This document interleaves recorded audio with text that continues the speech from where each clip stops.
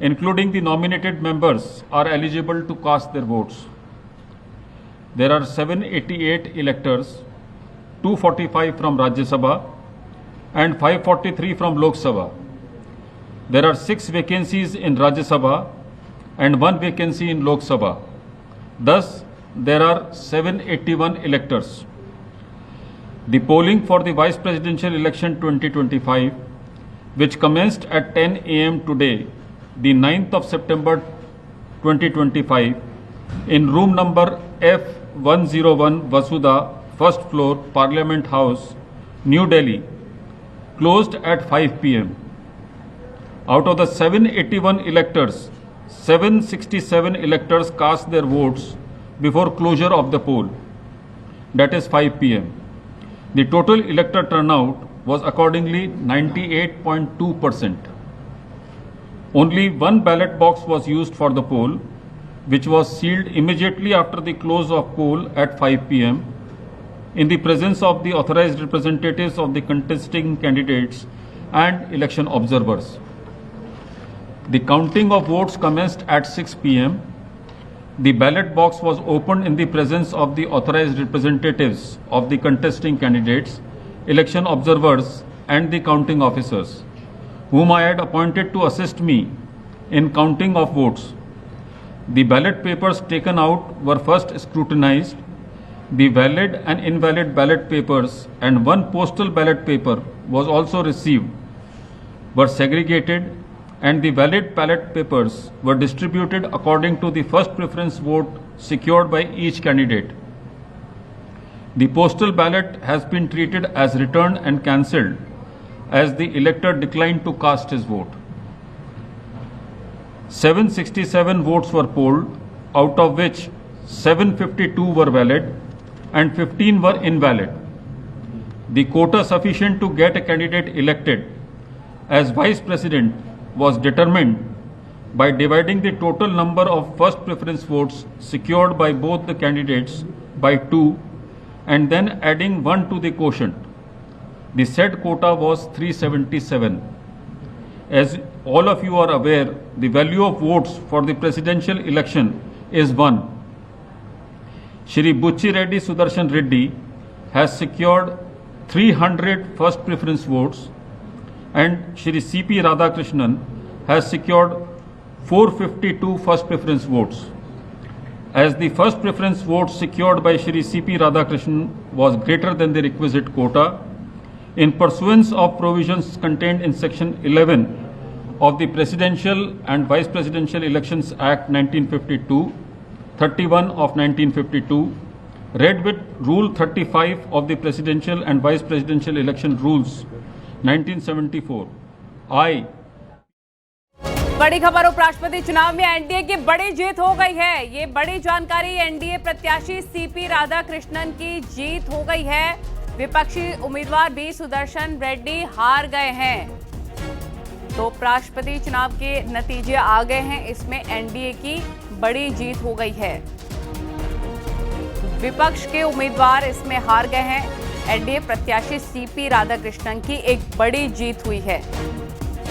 B Sudarshan Reddy की हार हुई है।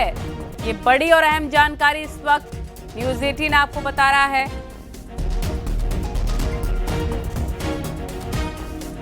कि विपक्षी उम्मीदवार बी सुदर्शन रेड्डी हार गए हैं।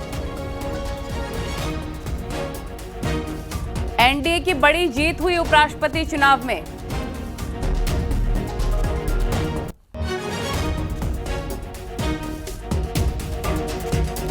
चार 452 वोट सीपी राधाकृष्णन को मिले हैं। उपराष्ट्रपति चुनाव में एनडीए ने एक बड़ी जीत हासिल कर ली है और विपक्ष के उम्मीदवार सुदर्शन रेड्डी हार गए हैं। ये बड़ी और अहम जानकारी इस वक्त न्यूज 18 आपको बता रहा है। कितने वोट किसको मिले हैं वो भी हम आपको बता रहे हैं, लेकिन ये फिलहाल एक बड़ी जानकारी कि एनडीए की बड़ी जीत हो गई है। बी सुदर्शन रेड्डी हार गए हैं। उपराष्ट्रपति चुनाव में 767 सांसदों ने वोट कास्ट किए हैं और ये जानकारी मिल रही है कि एनडीए प्रत्याशी की एक बड़ी जीत हुई है।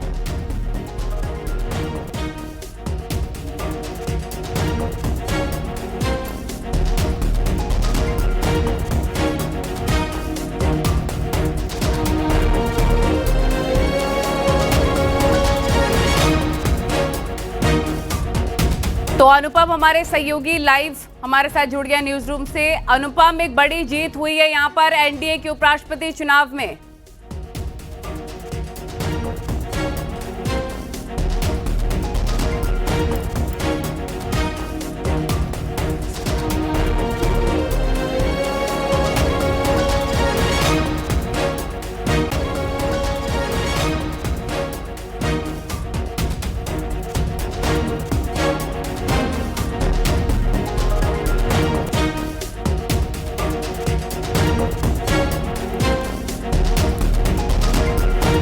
452 वोट सीपी राधाकृष्णन को मिले हैं। ये बड़ी खबर आपको हम बता रहे हैं।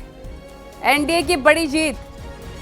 न्यूज रूम से लाइव हमारे साथ अनुपम जुड़ गए। अनुपम, एक बड़ी जीत एनडीए की यहां पर हो गई है। सबसे बड़ी बात यहां पर है कि जिस तरीके से सीपी राधाकृष्णन को नल्ली 452 वोट मिले हैं, ऐसे में सबसे बड़ी बात यहां पर यह है कि यह बताता है कि कहीं ना कहीं जिस तरीके से यह संख्या बल 452 तक पहुंचा है, यानी कि कहीं ना कहीं क्रॉस वोटिंग की बात सामने आ रही है। यानी कि विपक्ष के कुछ सांसदों ने एनडीए को वोट किया है, एनडीए के उम्मीदवार सीपी राधाकृष्णन को वोट किया है। अब यहां पर चीजें जरूर साफ होती हुई दिखाई देंगी थोड़ी देर बाद, क्योंकि अभी जिस तरीके से यहां पर भी सुदर्शन रेड्डी को आपको बता दें कि 300 वोट मिले हैं, तो यहां पर अब ये चीजें कुछ ही देर के बाद साफ होंगी। लेकिन फिलहाल सबसे बड़ी बात यह कि जिस बात के कयास लग रहे थे, जिस बात की चर्चाएं लगातार हो रही थी, उसमें यहां पर सबसे बड़ी बात यह है कि राधाकृष्णन ने यहां पर बढ़त बनाई और 452 वोट उनको यहां पर मिले हैं। और जिस तरीके से राष्ट्रपति चुनाव में एनडीए की जीत को लेकर के लगातार शुरुआत से ही लग रहा था कि एनडीए का पड़ा भारी होगा, एक बार फिर यहां पर यह बात अब रिजल्ट और परिणामों के बाद साफ हुई है। दो तीन बातें बड़ी महत्वपूर्ण है। बी सुदर्शन रेड्डी को यहां पर जो अपडेट आया है, अभी जानकारी जिस तरीके से अनाउंसमेंट किया गया है उसके मुताबिक 300 वोट मिले हैं। यानी कि आप समझिए 452 वोट राधाकृष्णन को और 300 वोट यानी कि 752, कुल 768 कुल। यानी कि आप देखिए कि 752 की जो फिगर निकल करके सामने आई है, वो 752 में 452 वोट मिले हैं राधाकृष्णन को और 300 वोट बी सुदर्शन रेड्डी को मिले। और इस तरह से लेकिन अनुपम ये जो नतीजे सामने आ रहे हैं, इस पे ये साफ तौर पर झलक रहा है कि जबरदस्त तरीके से क्रॉस वोटिंग भी हुई है। 30 वोट पड़े हैं विपक्ष के एनडीए को। बिल्कुल जाहिर तौर पर अब ये जो चीज निकल करके सामने आ रही है, और ये एक आने वाले वक्त के लिए भी कहीं ना कहीं एक संकेत भी है। और जाहिर तौर पर अब पॉलिटिकल पार्टीज इस पर किस तरीके से रिएक्ट करती हैं, क्योंकि जिस तरीके से 452 का राधाकृष्णन को जो वोट मिला है, वो कहीं ना कहीं ये बता रहा है कि जिस तरीके से क्रॉस वोटिंग हुई है, यानी कि एनडीए के उम्मीदवार ने बाकी दलों से भी सहयोग जिस तरीके से मांगा था, उसमें कहीं ना कहीं उनको वो बेनिफिट मिला है। मैं आपके पास लौटूंगी। अशरफ हमारे सहयोगी लाइव जुड़ गया, उनका सीधे से रुख कर लेते हैं। अशरफ, क्या मेरी आवाज आपको मिल पा रही है? तो एक बड़ी जीत यहां पर हुई है। जी बिल्कुल बिल्कुल। विपक्ष को करारा हार झेलना पड़ा है और जिस तरह से नजर आ रहे नतीजे, उससे लग रहा है कि क्रॉस वोटिंग भी हुई है। बिल्कुल, देखिए अब जो उपराष्ट्रपति पद के चुनाव नतीजे घोषित हो गए, तो उससे साफ जाहिर है कि ये विपक्ष के लिए एक करारी हार है। हालांकि इस हार के लिए विपक्ष पहले से ही तैयार था। सबको पता था कि एनडीए के पक्ष में आंकड़े हैं, एनडीए के पास 450 से ज्यादा वोट हैं, जबकि जो विपक्ष है वो 300 के आसपास ही सिमट जाएगा। लेकिन अब जो चुनाव परिणाम आ गए हैं सामने, अभी सेक्रेटरी जनरल राज्यसभा ने चुनाव के घोषणा कर दी है परिणामों की कि 452 वोट जो हैं एनडीए के प्रत्याशी सीपी राधाकृष्णन को मिले हैं, जबकि इंडिया गठबंधन के उम्मीदवार बी सुदर्शन रेड्डी को 300 वोट मिले हैं। तो बहुत साफ है कि एनडीए के जो क्रॉस वोटिंग हुई, एनडीए के पक्ष में क्रॉस वोटिंग हुई है, इंडिया गठबंधन की तरफ से क्रॉस वोटिंग की गई है। और इसका अनुमान लगातार एनडीए के जो नेतृत्व थे, जो बीजेपी के बड़े नेता थे, वो कह रहे थे लगातार कि जो इंडिया गठबंधन के लोग हैं वो अपने अंतरात्मा की आवाज सुनेंगे और सही व्यक्ति के पक्ष में मतदान करेंगे। अब किसने मतदान किया, क्रॉस वोटिंग किसने की, ये बात की चीज है। लेकिन फिलहाल जो आंकड़े हैं वो यही बताते हैं कि एनडीए के उम्मीदवार सीपी राधाकृष्णन को इंडिया गठबंधन की तरफ से भी वोट मिले हैं। उनको जो टोटल वोट मिले हैं 400 452 वोट मिले हैं। उनकी जीत पहले से तय थी, इसको लगाया जा रहा था क्योंकि आंकड़े उनके पक्ष में थे, लेकिन 452 का आंकड़ा जो सामने आया वो साबित कर रहा है कि इंडिया गठबंधन की तरफ से भी क्रॉस वोटिंग की गई है और सीबी राधाकृष्णन के पक्ष में मतदान हुआ है। तो एक ये बड़ी हार है और वैसे इस हार के लिए एनडीए इंडिया गठबंधन के जो लोग हैं वो पहले से तैयार थे, क्योंकि पहले से ही सबको पता था कि आंकड़े क्या रहेंगे, स्थिति क्या रहेगी, और वो ही स्थिति अब सामने आ चुकी है। परिणाम घोषित हो चुके हैं। 15वें उपराष्ट्रपति हमारे सीबी राधाकृष्णन हैं। जी बिल्कुल, तो क्या इसके बारे में जानकारी मिल पाई है कि किस दल ने पाला बदला है, किस किस ने पक्ष में वोट किया है, किस दल ने एनडीए के?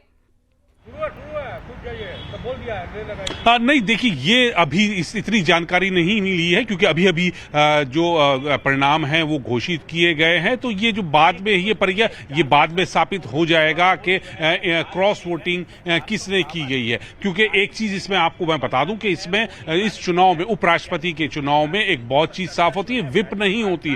तो इसमें ये बाध्यता नहीं है कि जो सदस्य है वो अपने ही गठबंधन के पक्ष में वोट करे, वो क्रॉस वोटिंग कर सकता है। तो यहां पर यह बात साफ है कि इंडिया गठबंधन की तरफ से एनडीए के उम्मीदवार के पक्ष में मतदान हुआ, और वो किसने मतदान किया ये बाद में इंडिया गठबंधन के लोग जो हैं वो एक एक करके जब छानबीन करेंगे तब शायद